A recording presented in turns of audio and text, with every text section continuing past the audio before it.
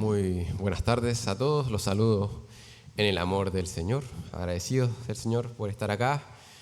También dar gracias a Dios porque pudieron orar por mi esposa, por mi pequeñito, y bueno, yo también estoy un poco afectado de mi garganta, así que pido me puedan disculpar en este tiempo. Vamos a estar estudiando la palabra de Dios, confiando en que su palabra tiene poder, en que su palabra, por medio de su palabra, Él nos va a enseñar, nos va a instruir.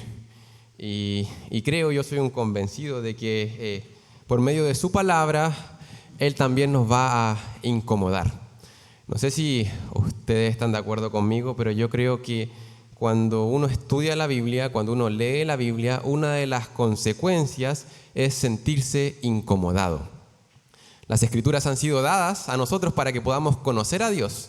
Y cuando conocemos a Dios, nosotros somos transformados. Y eso muchas veces incomoda. La palabra de Dios nos incomoda porque nos confronta. Incomoda ciertos pensamientos, incomoda ciertos afectos, incomoda ciertos hábitos. ¿Para qué? Para que cambiemos. En las Escrituras claramente se nos dice eso, que nosotros a través de ella podemos ir a contemplar la gloria del Señor como en un espejo, y por medio que le contemplamos a Él somos transformados. Eso es lo que sucede cuando nos acercamos a este libro. Somos transformados y eso a menudo nos va a incomodar. Nos va a incomodar. Y el tema que vamos a estar hablando en esta tarde, yo les aseguro que nos va a incomodar. Y quizás nos va a incomodar un poco más de lo usual. Lo que vamos a estar estudiando hoy día en la palabra nos va a incomodar, creo que un poco más de lo normal, porque a menudo pensamos que este tema que vamos a estar estudiando es un tema muy personal, que cada uno de nosotros tiene la última palabra en este tema. Y si es que alguien viene y nos dice algo acerca de eso, bueno, ¿qué te metes tú si esto es mío? Yo tengo la última palabra en este tema. De hecho, a menudo se dice que hablar de este tema es de mala educación. Así que me van a perdonar, pero seré un mal educado en esta tarde. Hoy vamos a estar hablando acerca del dinero y de cómo lo administramos. Hoy día vamos a estar hablando acerca del dinero y de cómo lo administramos. De manera personal, este tema me fascina porque a mí me gustan los números, me gustan los datos, me gustan las tablitas en Excel. Quizás a ustedes no. Pero más allá de que me guste a mí o que les guste a ustedes, ¿sabes qué? Este es un tema que le importa a Dios.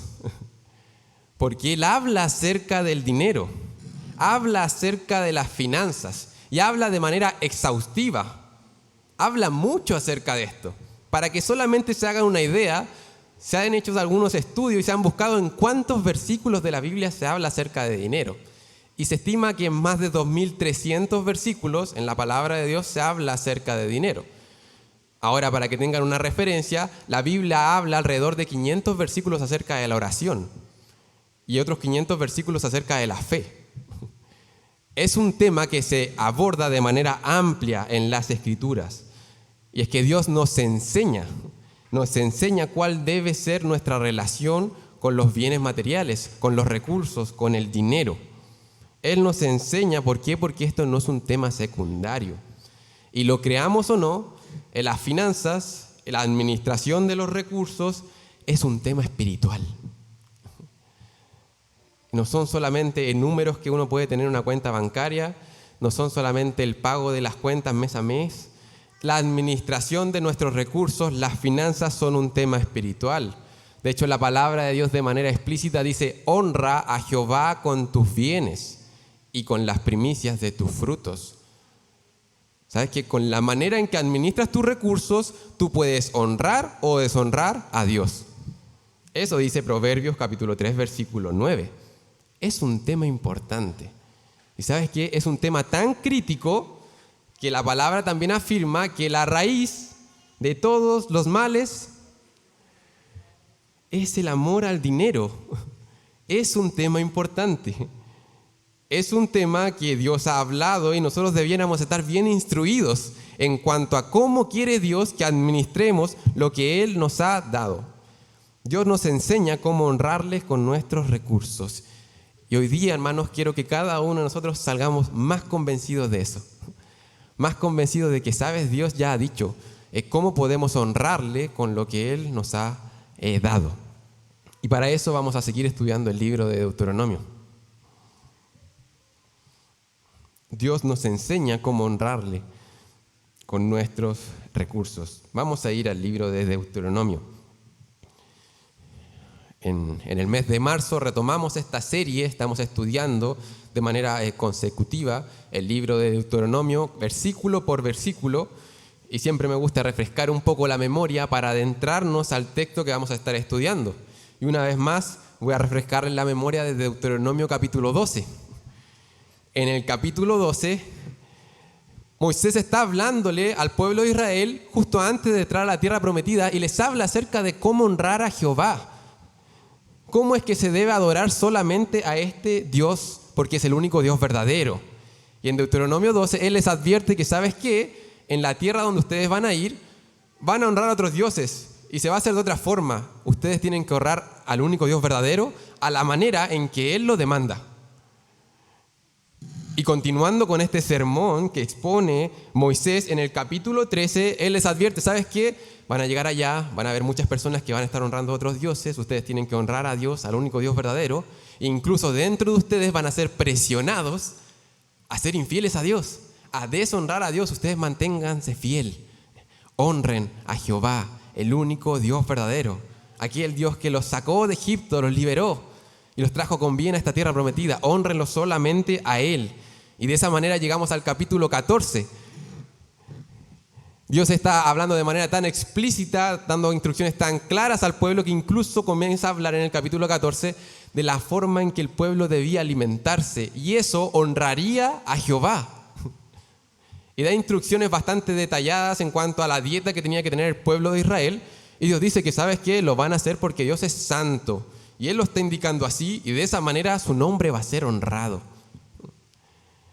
Y capítulo 14, la segunda mitad, termina hablando ya no de comida, no de alimento específicamente, sino que de los recursos que Jehová estaba poniendo en las manos del pueblo.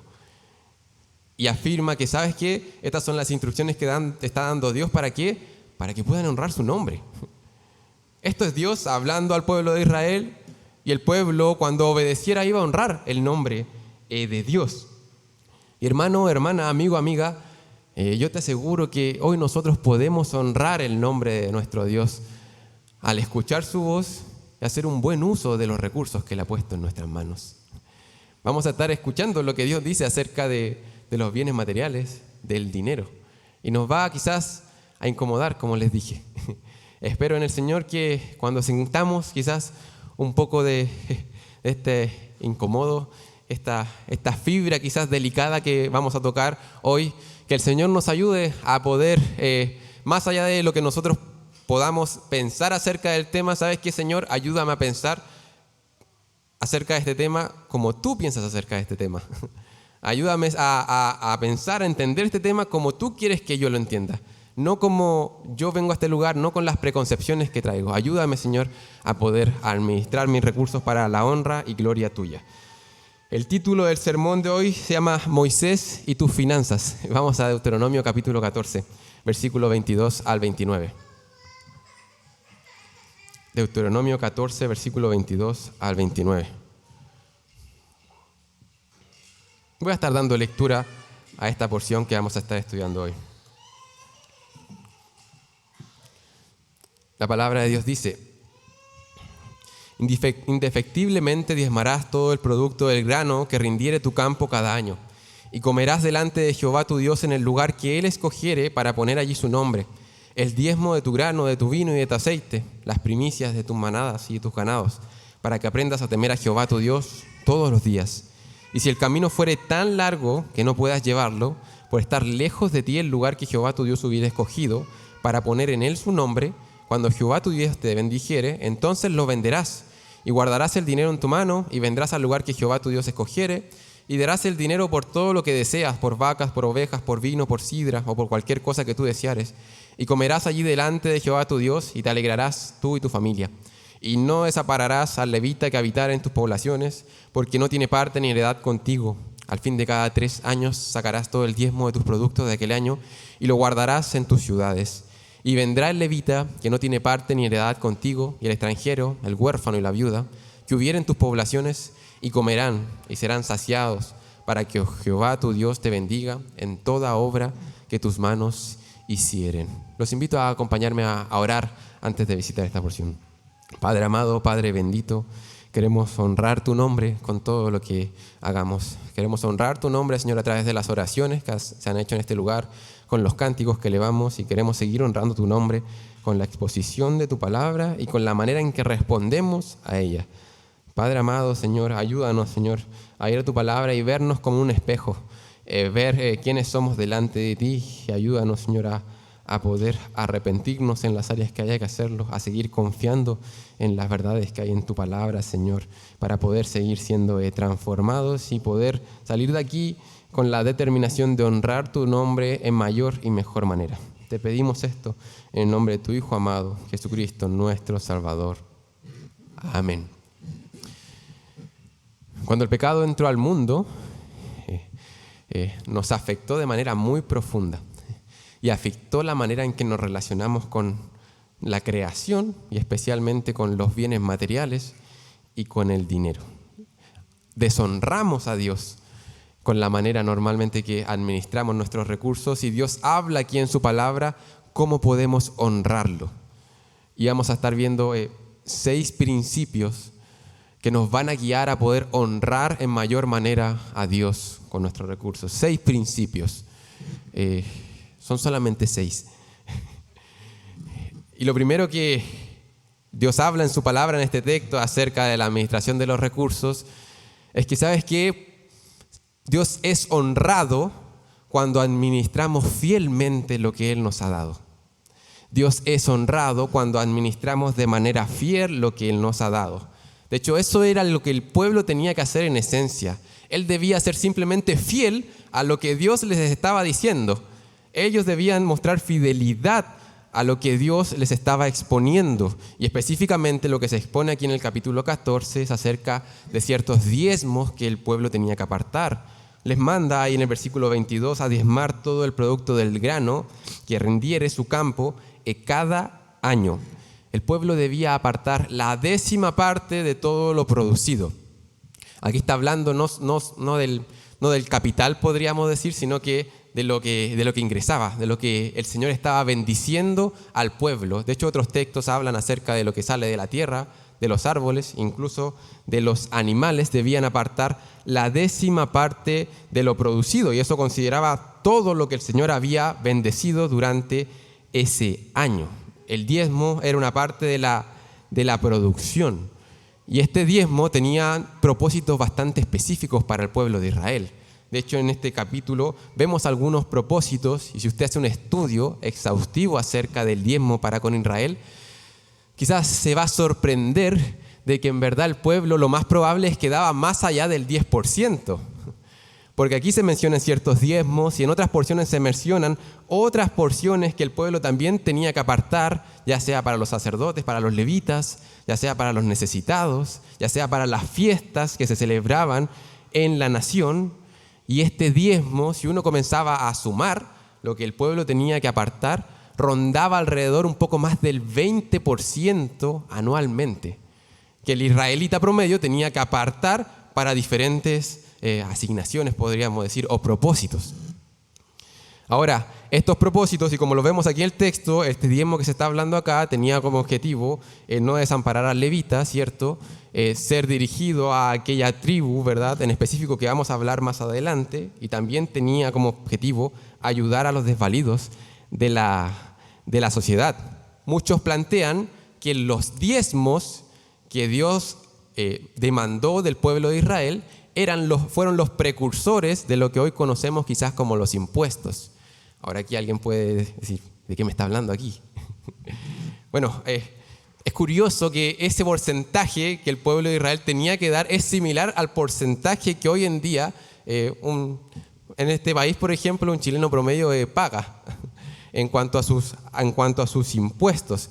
Y es que recordemos, y para refrescar la memoria, recordemos que aquí Dios está, ¿verdad?, formando una nación y le está dando leyes. Este es su pueblo y de esta manera se iba a llevar este pueblo, esta nación que iba a ser distinta a cualquier otra nación. Y esta nación iba a ser dirigida por Dios mismo. Esto era una teocracia y en cierto sentido en esta teocracia los sacerdotes, los levitas, iban a ser parte del gobierno. Y es por eso que tenía que ser sostenido.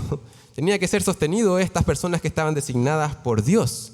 Y es por eso que muchos consideran que el diezmo del Antiguo Testamento era un impuesto.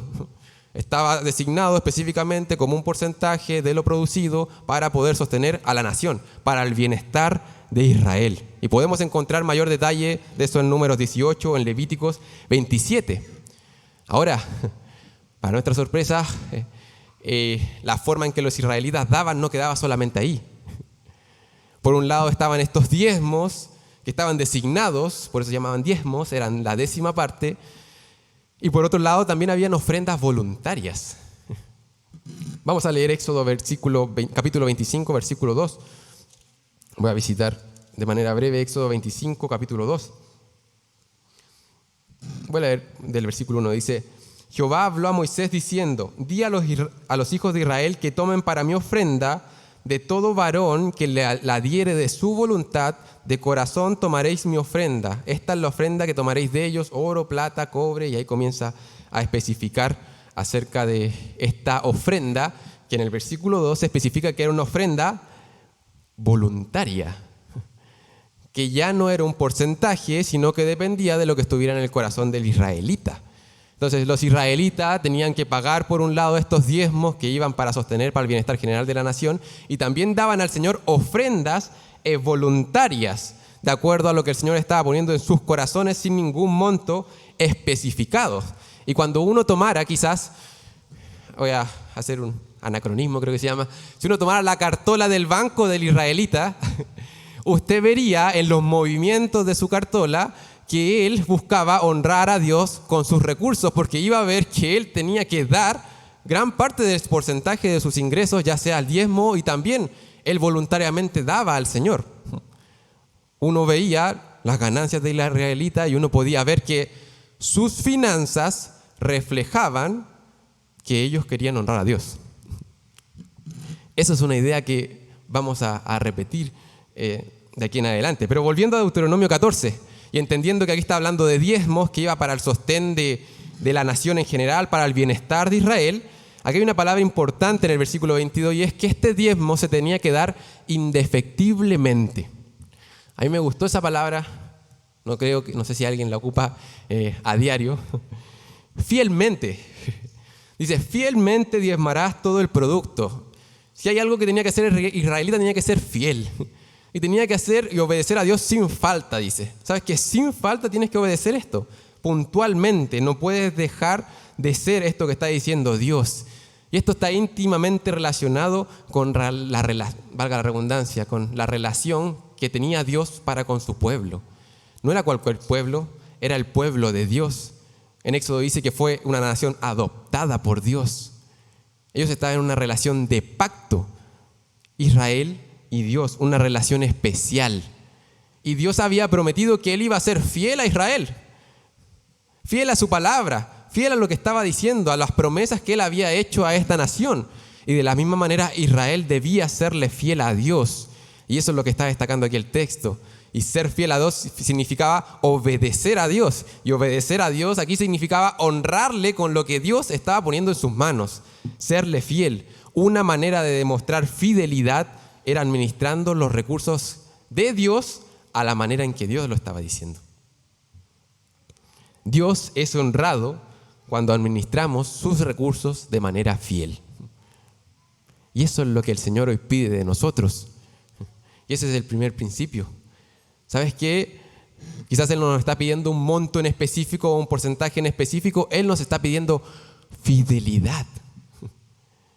Fidelidad.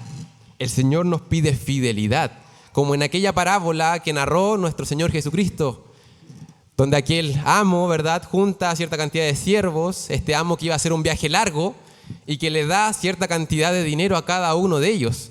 Y el objetivo de ellos que pudieran hacer una administración fiel de lo que era del Señor.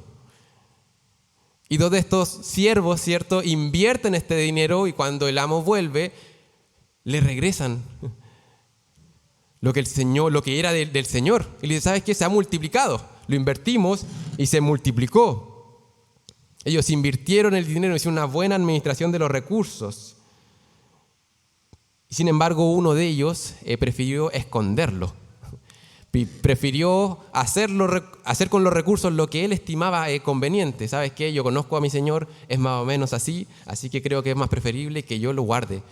Cuando este amo le había dicho de manera explícita que tenían que invertirlo. Y el amo lo que demandaba de ellos no era que necesariamente le devolvieran el doble. Lo que este señor les demandaba era fidelidad. Porque no sé si se recuerdan que a cada uno le dio una porción diferente. Y el texto hace énfasis en eso, porque el amo no estaba de cierta manera tan interesado iba a estar más interesado en aquel que le devolvió más. No, él estaba interesado en que estos siervos hicieran una administración fiel. Y es por eso que cuando le regresan el dinero, él dice, ¿sabes qué? Buen siervo fiel. Buen siervo fiel. Dios ha puesto en nuestras manos, en cada una de nuestras manos, diferentes recursos. Diferentes formas, en diferentes cantidades. Pero ¿sabes qué? A todos se nos demanda lo mismo. Ser siervos fieles. Ser fieles administradores de lo que el Señor puso en nuestras manos. Ya que no somos dueños, sino que somos administradores. Y el pueblo de Israel tenía que saber esto. En Deuteronomio capítulo 8, en ese discurso de Moisés hacia el pueblo, Dios les dijo de manera clara al pueblo de que, ¿sabes qué? Las fuerzas que iba a tener el pueblo para producir iban a ser de Dios.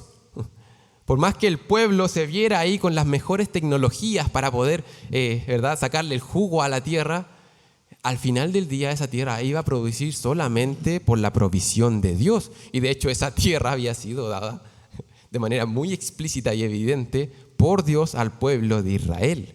El pueblo tenía que saber que ellos eran unos administradores y debían ser administradores fieles de lo que el Señor estaba poniendo en sus manos. Y hermanos, eso es lo que tenemos que ser nosotros. La manera en que cada uno invierte sus recursos dice mucho de quiénes somos. Si es que somos dueños o si es que somos administradores.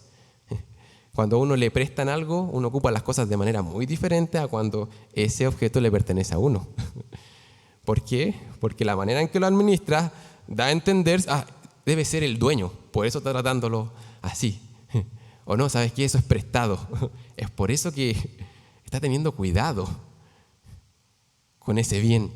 La manera en que gastamos el dinero dice mucho de quiénes somos. De hecho, Cristo mismo en el Sermón del Monte lo dijo de esta manera. Él dijo, donde está tu tesoro, allí también está tu corazón. Donde está tu tesoro, allí también está tu corazón. Piensa un momento en dónde está tu tesoro ahora. Piensa un momento en las cosas que realmente te importan en la vida. O de manera quizás más concreta, piensa en eso a lo cual hoy estás invirtiendo o te gustaría invertir. ¿Sabes qué, Señor? Si tuviera dinero, invertiría en esto. Piensa un momento en las cosas que estás invirtiendo. Bueno, esas cosas están indicando dónde está nuestro tesoro. Eso está indicando dónde está nuestro tesoro. Voy a dar un ejemplo un poco burdo. Por ejemplo, si es que me gustara el golf, y pongo el golf porque no sé si hay alguien aquí fanático del golf. Si es que me gustara el golf, si es que el golf fuera mi pasión, si es que mi corazón estuviera en el golf, tú podrías ver mis finanzas y mis finanzas dirían, a este hombre le gusta el golf. ¿Por qué? Porque lo más probable es que tengo contratado el canal del golf, porque lo más probable es que este mes me compré un palo de golf nuevo, pantalones de golf, un gorrito para el sol, una polera piqué para estar a la altura. Probablemente en mis finanzas puedes ver una membresía anual en un club de golf de Santiago. Y quizás hasta puse a mi hijo, aunque recién sabe caminar, en clases de golf. Y así podríamos seguir. ¿Por qué? Porque mi corazón está en el golf. Y tú puedes ver que mi tesoro está ahí. Si nuestro corazón está en el Señor, nuestras finanzas debieran ser un reflejo de eso. Un ejemplo de manera general. Si es que en nuestra iglesia de manera general nos importa lo que el Señor nos está mandando a hacer discípulos. Y si es que a nuestra iglesia le importa, por ejemplo, que hagamos discípulos de los niños, al tomar las finanzas de nuestra iglesia, debiéramos ver que nuestras finanzas reflejan que nos importan los niños y nos importa ser discípulos de los niños.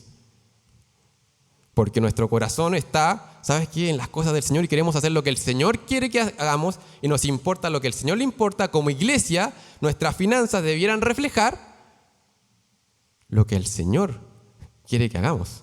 Es un reflejo de quiénes somos. Lo mismo ocurre de manera personal. Aquí quizás ya nos incomoda un poco más. Si como creyentes creemos en la causa que el Señor está llevando adelante en el mundo, bueno, nuestras finanzas debieran reflejarlo. Entonces estaríamos dando para que el ministerio avance. Estaría invirtiendo en capacitarme para poder ser un mejor siervo en esta causa que el Señor está llevando adelante. Probablemente invertiría en material para poder instruir a mis hijos de mejor manera para que la causa del Señor se lleve adelante. Y así podríamos seguir todo el día. ¿Por qué? Porque donde está nuestro tesoro, ahí está nuestro corazón. Tenemos que ser fiel a lo que el Señor nos está diciendo hoy, a lo que el Señor quiere que hagamos hoy en nuestra vida. Y nuestros recursos debieran ser fieles, debieran ser un reflejo de que queremos honrar a Dios. El primer principio en cuanto a la administración de los recursos es fidelidad. Eso es lo que el Señor pide, que seamos fieles. Dios es honrado cuando somos fieles a Él. Y no solamente es honrado cuando somos fieles a Él en la administración de nuestros recursos, sino que es honrado cuando confiamos en Él mientras administramos los recursos. Volviendo a Deuteronomio 14, el Señor le dio bastantes especificaciones, bastantes detalles en cuanto a cómo debían administrar ellos sus recursos. Y todo esto tenía que ir acompañado de confianza en Dios. De hecho, les dice en el versículo 23, debían comer delante de Jehová tu Dios en el lugar que él escogiere para poner allí su nombre, el diezmo de tu grano, de tu vino, de tu aceite, de las primicias de tu manada, de tu ganado, para que aprendas a temer a Jehová tu Dios todos los días. Cuando el diezmo fuera entregado en el tabernáculo y después el posterior templo, una porción del diezmo, ¿verdad?, iba a ser disfrutada en una comida ceremonial. Eso lo vamos a ver, vamos a hablar un poquito de eso más adelante. Y el resto se le daba al sacerdote. Debían apartar ciertos elementos importantes, ahí se especifica en el texto, e incluso el Señor proveyó una alternativa, si es que alguien vivía muy lejos de Jerusalén, bueno, había una alternativa para que ellos igualmente pudieran dar, pudieran diezmar, pudieran cumplir con esta obligación. Ahora es interesante que el texto dice que mientras hicieran esto iba a producir temor de Dios en ellos. Mira lo que decía al final del versículo 23. Ellos iban a estar obedeciendo para que aprendieran a temer a Jehová tu Dios todos los días. ¿Sabes que esta ofrenda que ellos daban, este cumplimiento con esta obligación, no era algo al azar, no era simplemente para beneficio de un grupo de personas? Esto incluso iba a traer un beneficio personal para ellos. Por medio de la obediencia, por medio de honrar a Dios, ellos iban a aprender a temer más a Dios. Esta práctica les iba a enseñar a ellos a temer, a reverenciar, a confiar más en Jehová. Y si lo pensamos, definitivamente esto les iba a enseñar a temer más a Jehová, porque no era un porcentaje tan pequeño para decir ya, no importa. Es tan pequeñito que ni el israelita ni lo iba a sentir. El porcentaje era lo suficientemente grande que requería fe, requería confianza en Dios. Pero tampoco era lo suficientemente grande para dejarlos completamente desprovistos y en angustia. Cuando los israelitas decidieran dar a la causa del Señor, iban a tener que aprender a confiar en que si el Señor estaba demandando eso de ellos, bueno, el Señor iba a proveer para lo que ellos necesitaban. Definitivamente iban a temer más a Jehová al obedecerlo. Eso recordaría el diezmo. Recordarían que, ¿sabes qué? Su prosperidad, su capacidad para sobrevivir, pongámosle mes a mes, venía de parte de Jehová, de parte de este Dios proveedor. Y al cumplir con estas obligaciones, al final del día lo que estaban haciendo era simplemente devolverle algo al Señor a quien le pertenecía. Él lo había entregado. Eso es lo que hacía el israelita. Con esta práctica, su temor, su reverencia, su confianza iba a aumentar. Y para nosotros hoy, hermanos, en la administración de nuestros recursos, necesitamos confiar en Dios. Si queremos honrar a Dios con nuestros recursos, vamos a tener que confiar en Él. Necesitamos confiar en Él, y Dios es honrado cuando administramos nuestros recursos de manera confiada. ¿Confiar en qué? Confiar en su carácter, confiar en quién es Él, confiar en lo que Él ha prometido hacia nuestras vidas, confiar en que, ¿sabes qué? Él cuida de las aves, va a cuidar de mí. Y confiar igualmente en que Él ha dado instrucciones a su iglesia hoy. Y que obedeciendo y escuchando esas instrucciones vamos a honrar su nombre. Hoy el Señor no nos demanda que, ¿sabes qué? Tienes que ir a Jerusalén cada 3 años a dejar una parte de estos diezmos. Sabemos que este texto no se aplica de esa manera a nosotros, pero como les digo, hay instrucciones claras hacia la iglesia, hacia su iglesia. Solamente voy a leer 2 textos que considero claves en relación a esto y que quizás podrían ser el eco de esto en el Nuevo Testamento. Segunda de Corintios capítulo 9, versículos 6 al 7. Para honrar a Dios con nuestros recursos necesitamos fe. Y esto es lo que dice Dios con respecto al dar en el Nuevo Testamento. Segunda de Corintios 9, versículos 6 al 7. Dice: pero esto digo, el que siembra escasamente también segará escasamente, y el que siembra generosamente, generosamente también segará. Cada uno dé como propuso en su corazón, no con tristeza ni por necesidad, porque Dios ama al dador alegre. Quiero leer 1 Corintios capítulo 16, versículo 2. Esta es una instrucción de Pablo a la iglesia en cuanto a la recolección de ofrendas. Dice, no a Israel, a la iglesia. Capítulo 16, versículo 2 de 1 Corintios. Cada primer día de la semana, cada uno de vosotros ponga aparte algo, según haya prosperado, guardándolo, para que cuando yo llegue no se recojan entonces ofrendas. Ahí del versículo 1 al 4 hay bastantes instrucciones con respecto a las ofrendas que debe dar la iglesia. Entonces, Dios ha dado instrucciones hacia la iglesia para saber cómo nosotros hoy tenemos que dar. Y cuando obedecemos a Dios y confiamos en lo que Él ha revelado, ¿sabes qué? Vamos a crecer en temor a Él. Así como el israelita al hacer esta distribución iba a confiar más en Dios, iba a crecer en temor, nosotros podemos crecer en temor y en confianza en Dios. Antes de seguir con los siguientes principios, quizás aquí hay una pregunta y no he sido lo suficientemente explícito en responderla. Ya, pero pastor, ¿cuánto tengo que dar? ¿Cuánto tengo que dar? Ahí está. Leímos Corintios. Ahí está. La palabra de Dios, cuando habla a la iglesia acerca del dar, dice que tiene que ser generosamente, libremente, de manera voluntaria y de forma proporcional, según lo que el Señor haya prosperado a cada uno. De manera proporcional, de acuerdo a lo que Dios haya bendecido a cada uno de nosotros.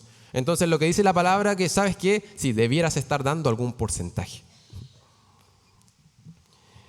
Muchos postulan que para la iglesia hoy el 10% es un buen punto de referencia. No es la misma obligación que tenía Israel para con Dios, para con la nación. Pero sí muchos postulan que puede ser un buen punto de referencia. Y de hecho yo estoy convencido que para algunos puede ser incluso insuficiente. ¿Por qué? Porque es de acuerdo a lo que el Señor haya prosperado a cada uno y lo que Él esté poniendo en nuestros corazones.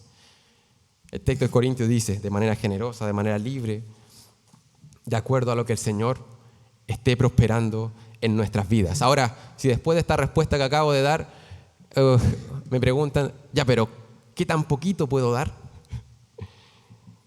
Creo que el problema es otro. Nuestro corazón tiene que estar en el lugar correcto. Y estamos viendo que en la administración de los recursos el Señor nos pide ¿qué cosa? Nos pide fidelidad y nos pide confiar en Él. Vamos a continuar con el texto en Deuteronomio. Honramos a Dios con nuestros recursos cuando damos con alegría. Lo acabamos de leer en el texto en Corintios y aquí quizás pasa un poco desapercibido, pero ahí está. Hay un gozo, un deleite en obedecer a Dios y en estar honrando su nombre. Imagina un momento lo que dice el versículo 24 y 25.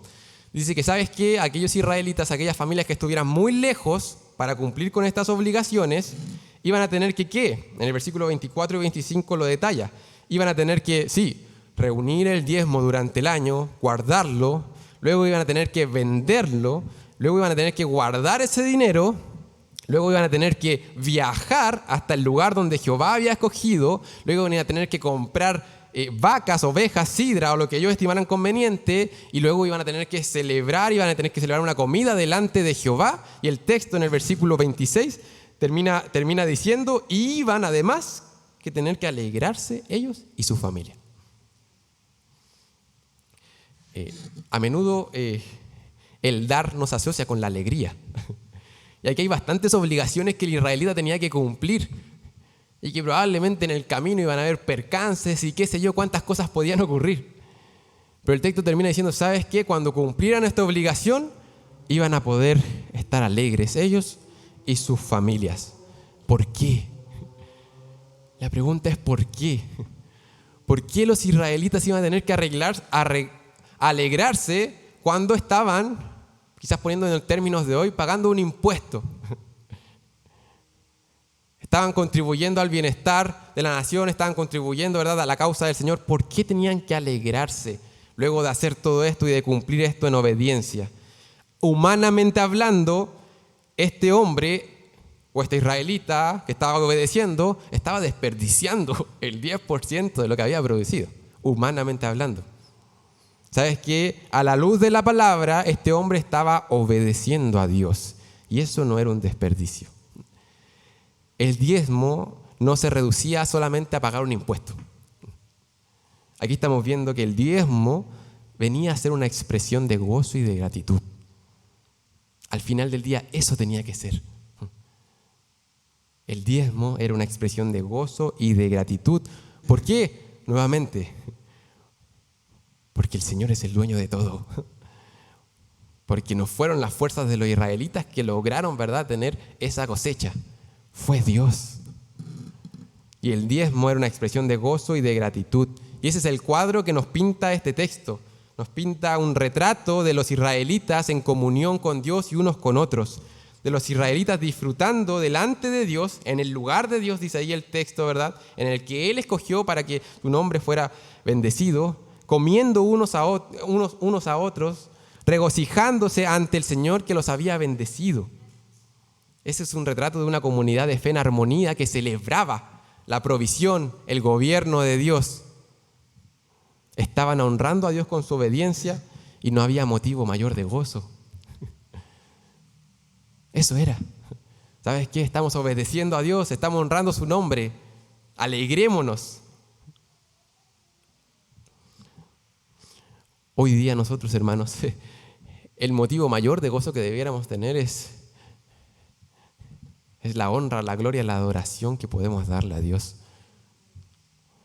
La honra a Dios debe ser el motivo de gozo supremo en nuestras vidas, en la toma de cualquier decisión, ya no solamente en lo financiero.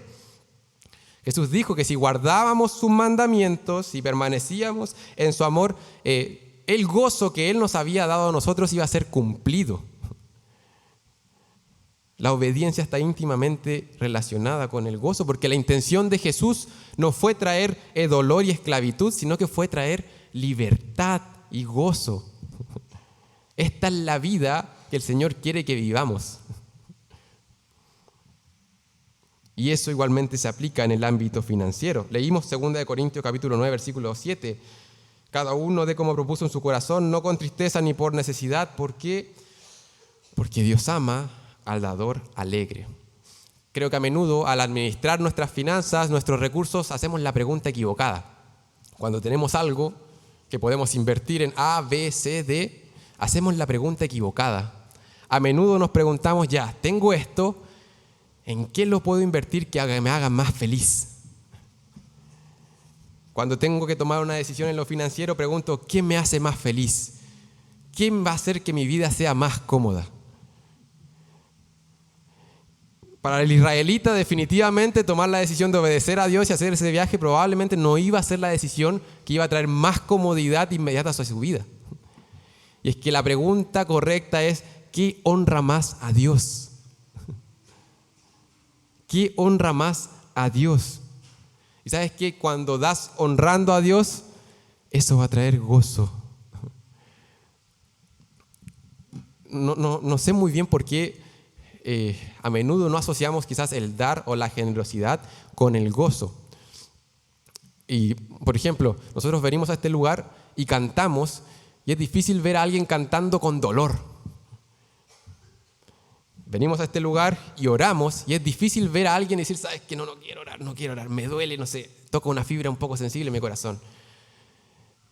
Pero cuando hablamos acerca de dar, hay algo que sucede en nuestros corazones que nos duele, que nos incomoda, que nos cuesta, que no sucede con otros medios que igualmente sirven para honrar a Dios.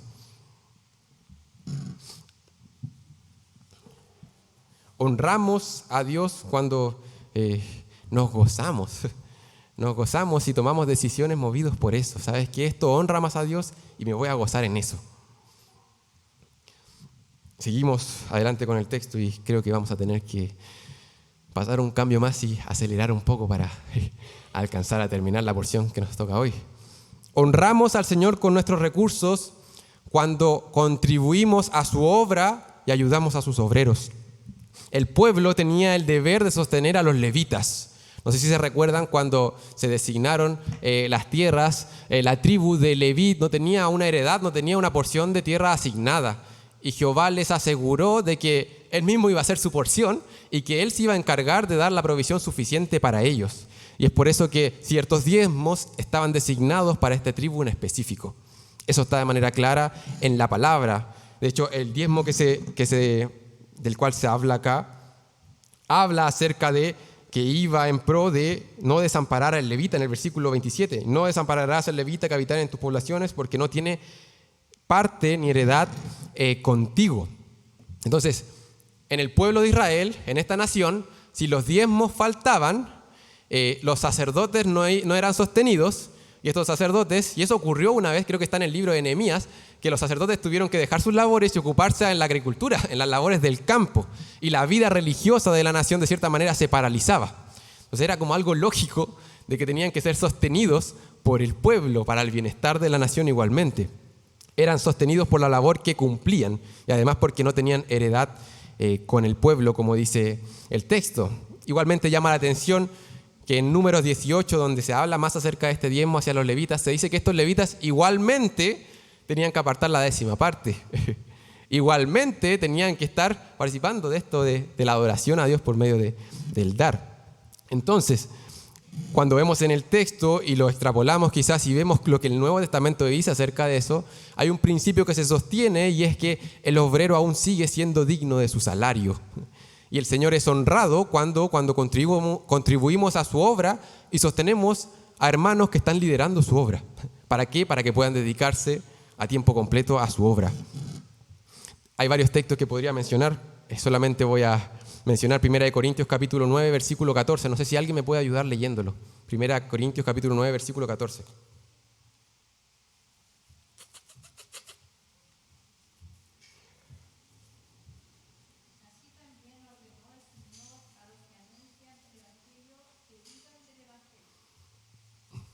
Aquellas personas que están dedicando su vida, ¿verdad?, a la obra del Señor y a proclamar el Evangelio, debieran ser dignos de poder vivir del Evangelio.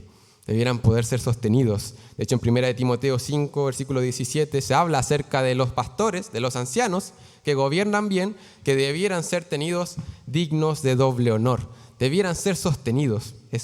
Es un poco lógico pensarlo en el sentido de que sí, ofrendar y dar es un privilegio, pero también es una responsabilidad de cada uno si queremos que esto se siga sosteniendo, si queremos que haya un edificio, si queremos que haya siervos que lleven adelante la causa del Señor. Honramos a Dios cuando aportamos a su obra y contribuimos al sostén de sus siervos. Honramos al Señor cuando administramos sus recursos de manera intencionada. No sé si vieron en el capítulo 14 que es bastante detallado, es bastante planificado esto. De hecho, el versículo 28 dice: al fin de cada 3 años sacarás todo el diezmo de tus productos de aquel año y lo guardarás en tus ciudades. Lo mismo ocurría, ¿verdad?, con el diezmo, que era de manera anual. Las personas tenían que saber cuánto habían producido para sacar la 10ª parte, para guardarlo y para poder darlo. El pueblo de Israel tenía que llevar, de cierta manera, algún tipo de orden para poder administrar los recursos de buena manera.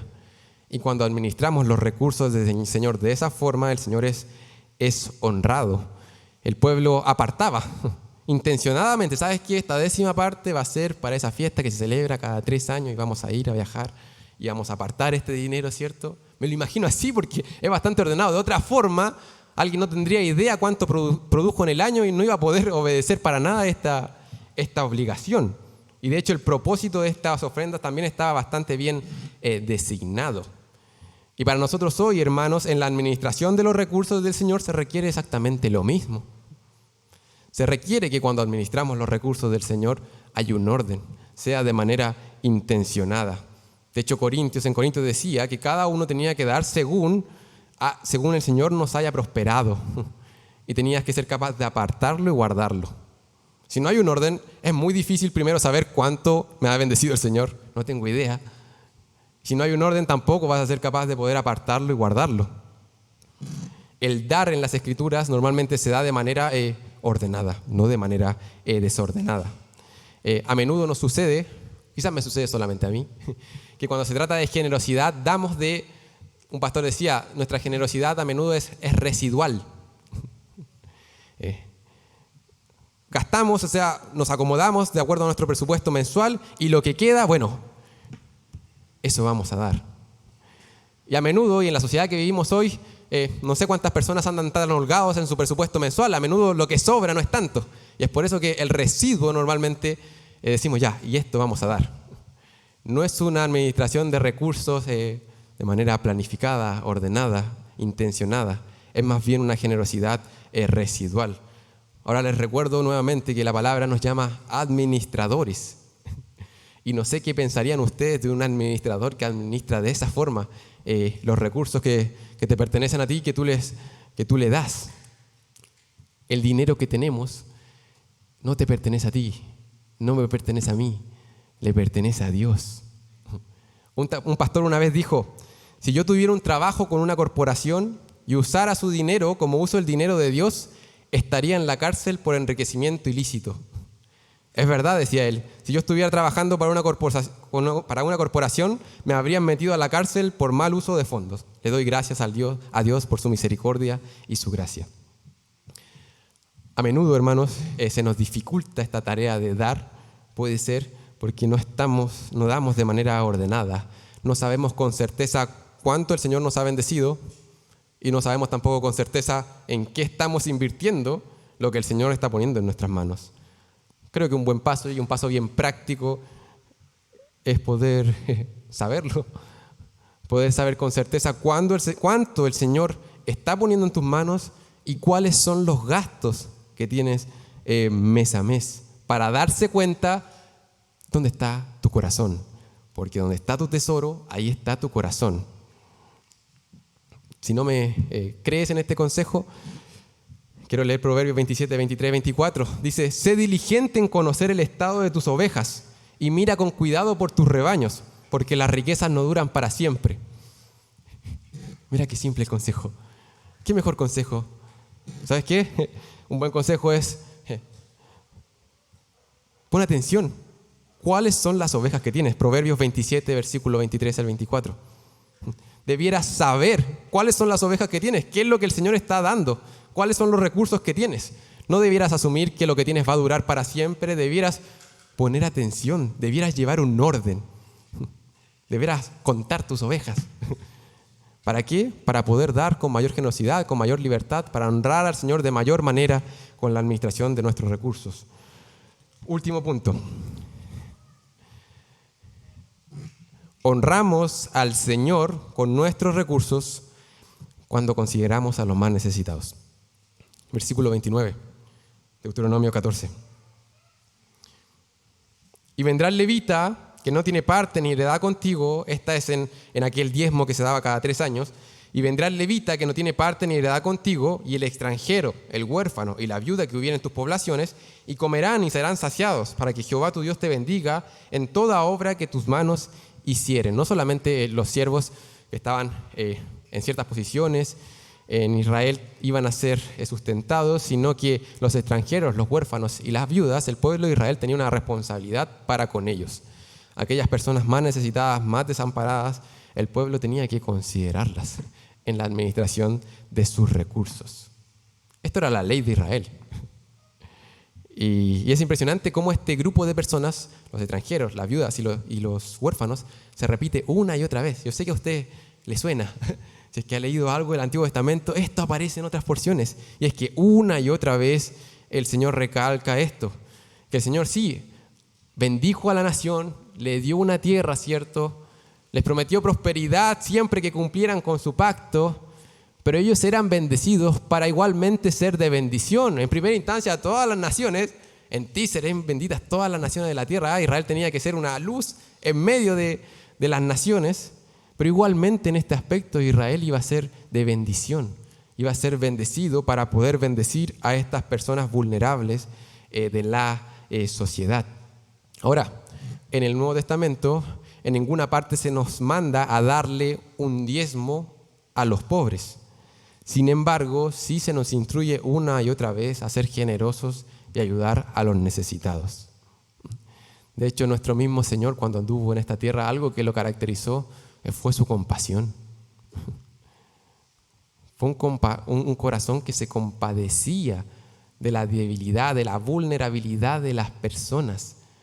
Era movido, era algo que nacía acá en sus entrañas.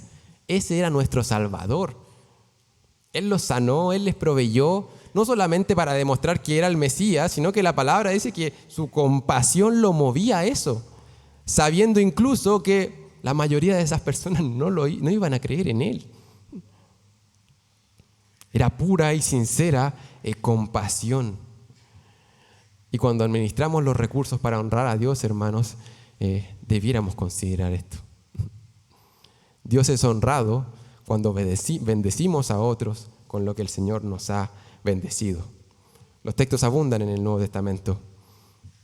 Pablo hablaba acerca de aquel ladrón que robaba antes y que ahora tenía que trabajar, haciendo con sus manos lo que es bueno para que tuviera que compartir con los que padecen necesidad. Pablo escribía a Timoteo y le decía que los ricos y que la riqueza no es pecaminosa, pero habla Pablo ahí acerca de los ricos en 1 Timoteo 6:18 y le dice que los ricos sean ricos en buenas obras, dadivosos, generosos. Aquella persona que está siendo bendecida por Dios tiene una oportunidad más grande de poder bendecir. Debemos ser generosos siempre que tengamos la oportunidad. Y de hecho, y sin ganas de alargarme más, las Escrituras definen bastante claro cuáles debieran ser tus prioridades al poder entregar tu generosidad. Habla acerca de la preocupación por tu familia, habla acerca de la preocupación por tu familia en la fe, habla acerca de la preocupación de las viudas, de los huérfanos. La palabra nos instruye de manera clara, hermanos, y no tenemos excusa delante del Señor para decir, ¿sabes qué? No sabía cómo honrarte a ti, no sabía que esto también podía dedicarlo para tu honra y para tu gloria. A menudo cuando Dios nos bendice en el ámbito financiero, cometemos el error de pensar que nos está bendiciendo para que podamos aumentar nuestro estilo de vida, para que podamos aumentar nuestras comodidades, para que podamos satisfacer muchas más necesidades. A menudo no se nos viene el pensamiento, ¿sabes qué? El Señor me bendijo para que yo pueda mostrar en mayor manera lo generoso que es mi Dios. Tenemos hartos motivos, hartas cosas que nos pueden mover a honrar al Señor, hartos principios que nos guían para poder honrar al Señor con la administración de nuestros recursos, hermanos. Una última pregunta es, ¿sabes qué? Después de leer esto, después de saber de que, ¿sabes que en el Antiguo Testamento sí, se instruyó de manera clara al pueblo y Dios habla a su iglesia hoy? Y Dios está formando en su iglesia este corazón compasivo que tiene su Salvador. La pregunta es, ¿realmente necesito honrar al Señor con mis bienes? ¿Realmente esto tiene que ver con un tema espiritual? Quiero terminar con un texto. Y quiero que vayamos todos a ese texto y ya vamos a orar para terminar en 1 Corintios capítulo 6, versículo 20. 1 Corintios 6, capítulo 20.